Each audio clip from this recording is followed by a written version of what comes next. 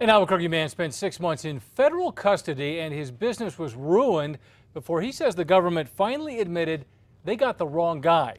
Now he's in Atlanta trying to start over. That's where we sent Matt Grubbs for tonight's special assignment.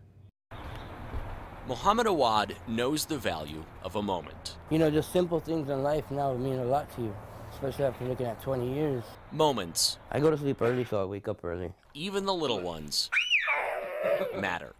And then there's the moment he lost his freedom. As I was walking out, somebody was walking in. As soon as he passed me up, he said, "Hey, Mo." And I turned around to see who it was, and he put a gun to my chest. He said, "U.S. Marshal, don't move." It was March of 2014, and Mohammed Awad was being arrested for selling drugs. The U.S. Marshal picked me up, and they took me to court, and then they indicted me for trafficking. The official charge was selling a substance, spice, which mimics marijuana. The feds had been watching Awad's smoke shop at Central in Louisiana for 2 years. They say undercover officers made a series of buys there in 2012. The DEA had video, it said, of the moment he sold $5 worth of spice to an undercover cop. Mohammed Awad says what you might guess he'd say. I swear I wasn't around there at that time. Not just that day. The whole year. Awad says he wasn't even at the business he owned, but working at his sister's market in the South Valley. My dad and my uncle and my family, they didn't want me to be around the smoke shop in that area because it's a high drug area. Which brings us back to the moment the feds arrested him. In my mind, I was just like in a fog.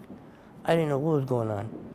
Am I being arrested for using? This is the part of the story where you find out Mohammed isn't perfect. He now claims 6 months drug-free, but on that day, he was addicted to meth. Especially after they took me to the DEA office, I was going to start going to withdrawals. And so it wasn't until days later, when he was in Estancia in federal custody, that his arrest and what it meant seeped into his every waking moment. He missed his sister's wedding. Sometimes I'd go in my cell and just lock the door and just sit there and cry. When the feds seized inventory and the smoke shop closed, his family's income disappeared. They sold bedroom sets, television sets, whatever they could to stay at their home in Fort Hills. And Mohammed Awad hired a new lawyer. Erlinda Johnson got the undercover video the DEA relied upon for evidence and showed it to Mohammed. He looked at me, he looked at the video, and he said, "Miss Johnson, that's not me." In jail, even guilty people say that. But Mohammed was right. And eventually the feds would agree. It was clear it was not him. Is our manager we can talk to? I'm the manager right now. This is News 13 video after an unrelated bust at the store in 2011. Erlinda Johnson says it's very similar to the video the feds used. And in both, she says, the guy behind the counter is not Mohammed Awad. The physical stature, the physical features, the voice, very different voices. Johnson took that mistaken identity argument to federal prosecutors. And after almost 6 months in jail for Mohammed, they dropped the charges. 6 months in federal custody is something Mohammed Awad thinks he will always have to explain. And no matter where he travels, he says it travels with him. Right now, he's in the suburbs of Atlanta, living with family. Yeah, it's for the better. I mean, if I didn't have my sister and my brother, I don't know where I'd be right now.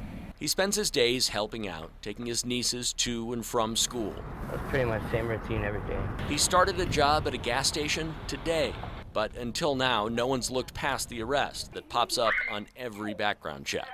He's suing the DEA $5 million for the 6 months in custody that will always demand an explanation. Do you think people believe you when you tell them that story? I think when I start crying, yeah. Matt Grubbs. Because it still hurts. KRQE News 13. Yeah. The DEA would not comment for this story, but the agency did file new charges against the man behind the counter. So who was he? Read Matt Grubbs' special assignment on our KRQE app.